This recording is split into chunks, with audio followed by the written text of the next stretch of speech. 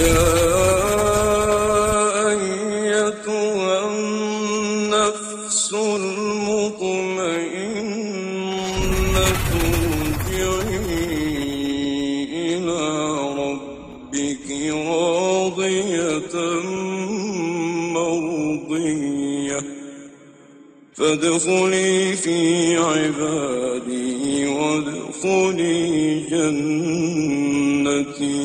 الحمد لله الذي خلقنا ورزقنا وهدانا وعلمنا وأنقذنا وفرج عنا. الحمد لله بالقرآن، الحمد لله بالإسلام، الحمد لله بالأهل والمال والمعافاة. كبت عدونا وأظهر أمننا وأحسن معافاتنا وجمع فرقتنا وأحسن خلاصنا. فالحمد لله على ذلك حمدا كثيرا طيبا مباركا فيه. الحمد لله حتى يرضى، والحمد لله إذا رضي، والحمد لله بعد الرضا. وأشهد أن لا إله إلا الله وحده لا شريك له، له الملك وله الحمد، يحيي ويميت وهو على كل شيء قدير. وأصلي وأسلم على المبعوث رحمة للعالمين، اللهم صل عليه وعلى آله وصحبه ومن سار على نهجه إلى يوم الدين. Chers frères et sœurs, Allah Azza wa Jal a privilégié l'être humain par plusieurs caractéristiques. Et de loin, la plus importante de ces caractéristiques, c'est le bienfait de la raison. Allah Azza wa Jal a privilégié l'être humain par la raison. C'est ce qui le distingue par rapport à plusieurs autres créatures. Et d'ailleurs, c'est à cause de cette raison que l'être humain a été responsabilisé. Et c'est sur l'utilisation de la raison que l'être humain va mériter la récompense ou mériter la punition et le châtiment.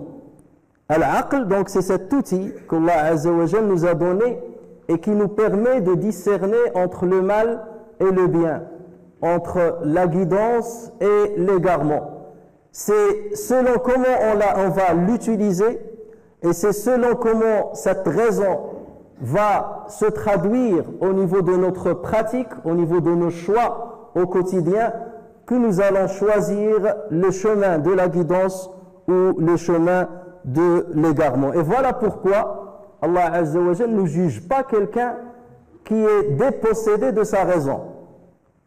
Il s'agit par exemple de quelqu'un qui sombre dans une folie, qui ne possède pas sa raison, mais d'une manière naturelle, pas d'une manière artificielle, comme celui qui va s'adonner à la consommation de la drogue. C'est pourquoi l'islam ne juge pas un enfant tant qu'il n'arrive pas à la puberté. Ça veut dire tant que cet outil de discernement n'a pas été complet, n'a pas été terminé, afin qu'il devienne responsable et responsabilisé. C'est pour cela aussi que l'islam ne juge pas un être humain qui est en train de dormir, quelles que soient les pensées auxquelles il peut qu'il peut avoir dans son esprit tant qu'il ne s'est pas réveillé. Le Coran al-Karim ainsi que le Sunna du prophète sallallahu alayhi wa sallam nous incite incessamment à l'utilisation de la raison et au renforcement de la raison. Et voilà pourquoi le premier mot qui a été révélé, le premier ordre qui a été révélé au prophète sallallahu alayhi wa sallam, c'est Iqra, lis. Et lorsqu'Allah Azza wa Jal dit au prophète sallallahu alayhi wa sallam, lis, la lecture n'est qu'un moyen pour faire travailler la raison et pour faire renforcer aussi la raison. Il ne s'agit pas de lire bêtement, il ne s'agit pas de déchiffrer par la voix des lettres et des mots et quelques lignes. Parce que quelqu'un qui est muet, par exemple, ne pourra pas lire avec une voix, mais il va lire avec son esprit, il va lire avec sa raison. Il va déchiffrer le message fourni par ce qu'il est en train de lire. Donc autrement dit, lorsqu'Allah Azza wa Jalla nous dit Iqra, c'est qu'il est en train de nous demander d'utiliser notre raison, d'utiliser notre intelligence et ne pas se fier uniquement à une lecture superficielle. L'islam est venu pour protéger cette raison, parce que si cette raison-là est mise en échec, l'être humain est perdu. Donc toutes les prescriptions religieuses sont venues pour protéger, entre autres, la raison.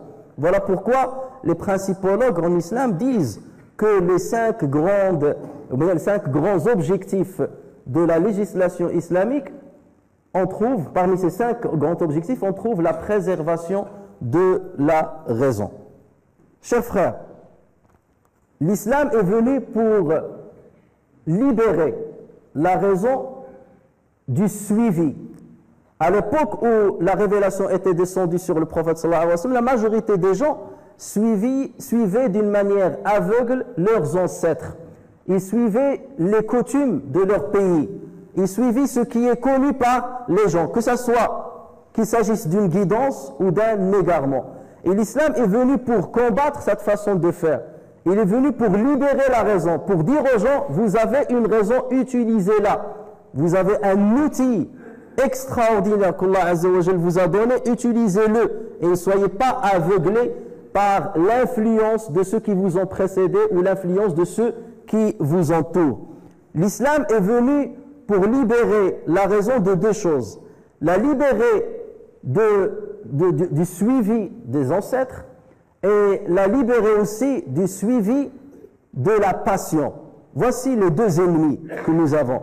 Certaines traditions qui ne sont pas illuminées par la lumière de l'islam et certains penchants de notre passion. Ce qu'Allah Azza wa Jal a créé en nous comme instinct. Et donc nous avons toujours cette tendance à suivre nos instincts sans réfléchir.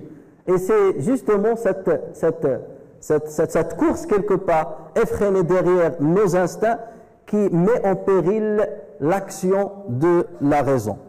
Et Allah Azza wa Jal nous donne un exemple dans le Coran que nous devons comprendre et sur lequel nous devons énormément méditer. Allah Azza wa Jal dit, et raconte-leur l'histoire de celui à qui nous avons donné nos signes et qui s'en écarta. Nous lui avons donné nos signes et il s'en écarta. Le diable donc l'entraîna dans sa suite et il devint ainsi du nombre des égarés.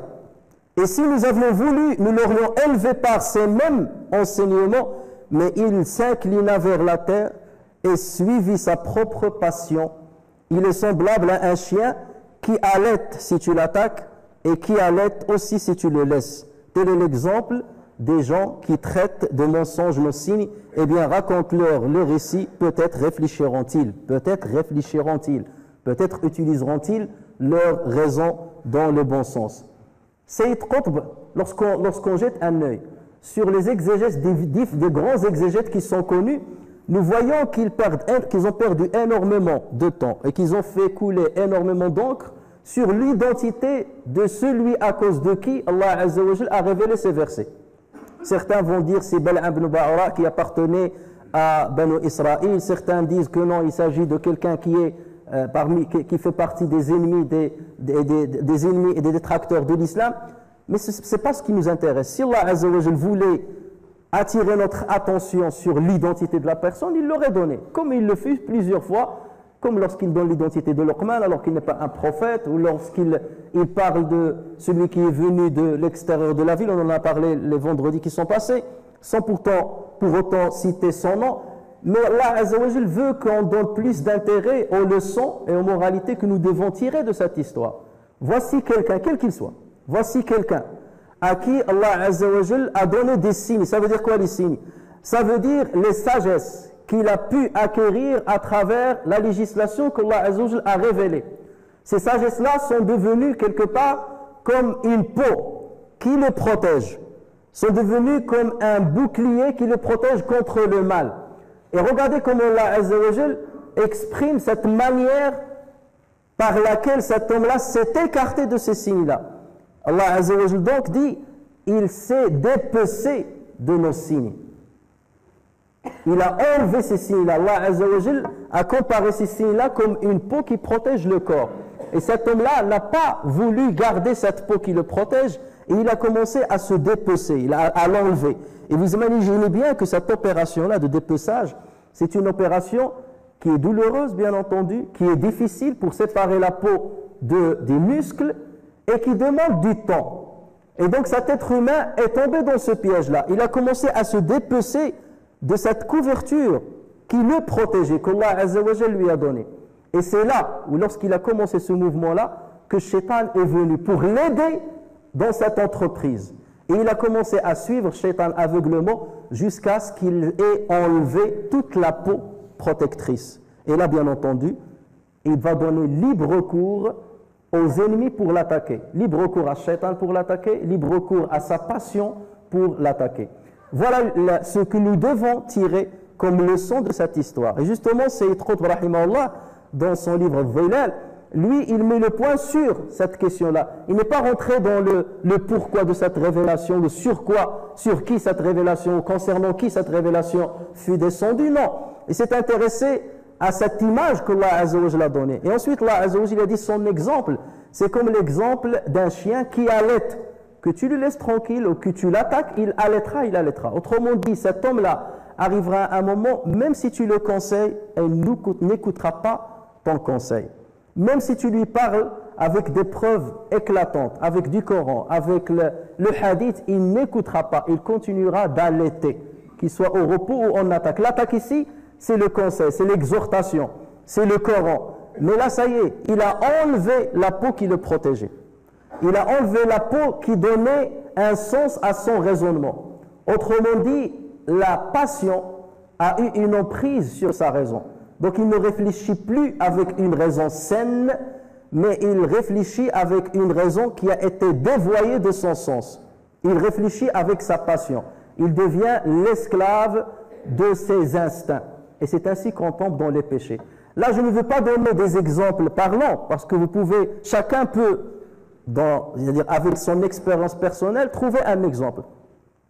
De tous les instincts que nous avons, l'instinct de gagner l'argent, l'instinct de pencher vers l'autre sexe, l'instinct d'avoir de la célébrité, de bénéficier de la célébrité, l'instinct d'être respecté par les autres, l'instinct d'avoir les enfants, et ainsi de suite. Ces instincts-là, lorsqu'ils ne sont pas alimentés dans le cadre qui a été posé par la religion, donc là, et ce cadre-là ne peut être respecté qu'avec la raison. La raison est là pour dire, voilà le cadre que tu ne dois pas dépasser. Lorsque justement, tu es dépecé de cette raison-là, tu es dépecé des signes d'Allah Azza wa Jal, tu donnes libre recours à Shaitan de faire ce qu'il veut de toi, à ta passion, de prendre les rênes et le pouvoir sur ton être, et là, c'est l'égarement manifeste. Et nous devons justement tirer profit de ce genre de verset. Chers frères et sœurs, le verset que nous avons cité, peu importe à propos de qui il a été révélé, ce qui nous intéresse, c'est de tirer, comme j'ai dit, des moralités et des leçons. Il faut savoir que Shaitan ne lâche pas. Shaitan, il a pris pour engagement d'égarer les enfants d'Adam. Et il l'a dit devant Allah Azza wa Jal, dès qu'il a su qu'Allah Azza wa Jal va différer sa mort, va lui donner donc une longévité jusqu'à la fin des temps, donc il a montré sa stratégie. Il a dit, je viendrai aux fils d'Adam, je viendrai devant eux, derrière eux, à leur droite, à leur gauche, et je vais les égarer. Et je vais les égarer. C'est un métier que d'égarer les autres. Shaitan, il a un métier. Je vais égarer les enfants d'Adam. Et Shaitan ne se repose pas. Il n'a pas de week-end comme nous. On se repose le week-end, on se repose entre midi et 2, on sort à 17h pour aller dormir et on dort le soir. Non. Lui, il essaie d'égarer jour et nuit, à chaque instant, à chaque minute. Donc, qu'est-ce qu'il fait? Il rôde autour du fils d'Adam. Il rôde autour du fils d'Adam. Il rôde autour de son cœur. Et il voit par quelle brèche il peut rentrer dans le cœur.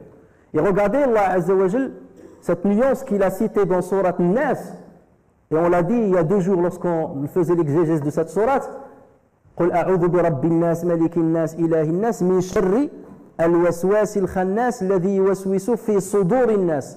Nous demandons protection auprès de Dieu contre le mal de l'waswas.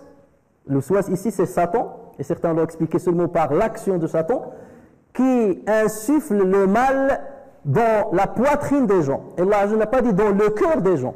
Et certains savants ont dit c'est pareil, le cœur ou la poitrine c'est la même chose. Non, d'autres savants ont dit c'est pas la même chose. La poitrine, quelque part, c'est le réceptacle du cœur. Le cœur est dans la poitrine. Et quelque part, Shaitan, il commence à faire le waswas autour du cœur. Autour du cœur. Ça veut dire qu'il est à la périphérie du cœur. Et il voit par quel moyen il peut rentrer cette insufflation à l'intérieur du cœur. Tant que l'insufflation est dans la poitrine, qu'elle n'a pas pénétré le cœur, il n'y a pas de mal. Et c'est pour cela que d'ailleurs, Allah Azza wa Jal nous demande de lui demander protection contre le mal de l'waswas, min sharri l'waswas, et non pas contre le waswas tout court, contre le mal, parce que le waswas peut ne pas représenter de mal. On peut avoir le waswas, mais il peut ne pas avoir un impact négatif. Quelques compagnons sont venus chez le prophète sallallahu alayhi wa sallam, ils lui ont dit, parfois on pense à certaines choses tellement graves qu'on n'ose même pas les raconter. Le hadith il est authentique chez Muslim. On n'ose même pas les raconter, ça veut dire à propos de l'existence même de Dieu. Et le prophète sallallahu alayhi wa sallam leur a répondu, il leur a dit, ذَلِكَ صَرِيحُ الْإِيمَانِ. Ceci c'est la preuve de la bonne foi. Et dans une autre version rapportée par Ahmed, il leur a dit, Alhamdulillahi alladhi radda kaydahu ila al-waswasa. Louange à Dieu qui a limité la ruse de Shaitan al-waswasa. Tant que c'est une waswasa qui n'a pas pénétré le cœur, il n'y a pas de problème. Mais Shaitan al-waswasa, elle est toujours là. Elle est toujours là. C'est comme si tu protégeais un récipient de l'eau. Dès qu'il y a un petit trou, le simple petit trou, l'eau va pénétrer le récipient. Et c'est cela, ta'abbudullah tabaraka wa ta'ala. Ce que nous devons faire dans notre pratique, c'est quoi? C'est de protéger, c'est colmater les brèches. C'est entretenir ce cœur-là pour que Satan ne puisse pas y pénétrer. Mais sachez que Satan ne nous lâche pas. Donc il utilise nos instincts, il utilise nos faiblesses, et chacun, il va pénétrer son corps par un moyen. Et chacun de nous, maintenant que je suis en train de parler, se dit, oui, je suis faible dans tel domaine, mais peut-être pas dans l'autre. Celui-là, il va lui pénétrer par la cupidité, celui-là, il va le pénétrer par la colère, celui-là, il va le pénétrer par l'avarice, celui-là, il va le pénétrer par l'amour qu'il a envers les femmes, celle-là par l'amour qu'elle a envers les hommes, celui-là par l'amour de l'argent, celui-là par l'amour de la notoriété, et ainsi de suite. Il trouvera forcément un point faible chez l'être humain pour y pénétrer. Et c'est là que le combat commence, entre la raison, qui s'est imprégnée par Sharia, et la passion et les instincts qui essayent d'assouvir leur soif. Et c'est là où on commence à avoir parfois du remords. Si on est un bon musulman, on a une éducation, le remords commence. Mais si cette éducation n'est pas complète, si cette éducation n'est pas forte, tu as le remords, tu fais le péché, et tu as le remords, et tu reviens au péché tout de suite le lendemain. Et le pire, c'est qu'il arrive un moment où tu commences à justifier ton péché. Parce que tu as commencé à te dépecer des principes de l'islam, comme ça a été cité dans le verset. À chaque fois que tu entends ta passion, tu dépeces une partie de la peau par laquelle Allah t'a protégé à travers Sharia. Et au fur et à mesure, et tu justifies. Et tu penses que c'est ta raison qui te guide, alors que c'est vrai, c'est une raison, mais c'est une raison qui n'est pas, c'est une raison qui est morbide, non pas une raison saine. Parce qu'elle a été infectée par Shaitan, parce qu'elle a été infectée par la passion, parce qu'elle a été infectée par les plaisirs, parce qu'on lui a enjolivé le péché au point qu'elle le voit comme un bienfait. Et c'est comme ça justement qu'on commence à se dépecer, jusqu'à quitter parfois toute cette peau protectrice, et là, on donne libre cours à Shaitan de faire de nous ce que nous voulons. Et parfois, il est très difficile de remettre la peau. C'est très difficile. Une fois c'est dépecer un animal et essayer de lui remettre la peau. Même si vous le couvrez avec, elle n'aura pas la solidité qu'elle avait avant d'être dépecée. Et voilà pourquoi le musulman doit se préserver constamment de Shaitan, doit faire attention à Shaitan, doit faire attention à ce qu'il fait, à ceux qu'il fréquente, à ce qu'il dit, parce que c'est ainsi qu'il commence à glisser au fur et à mesure dans des terrains glissants, dans des terrains marécageux qui vont le noyer et le détourner de sa religion et de son Seigneur. نفعني الله وإياكم بالقرآن الكريم وبحديث سيد الأولين والآخرين وغفر الله لي ولكم ولسائر المسلمين وارحم الله عبدا قال آمين.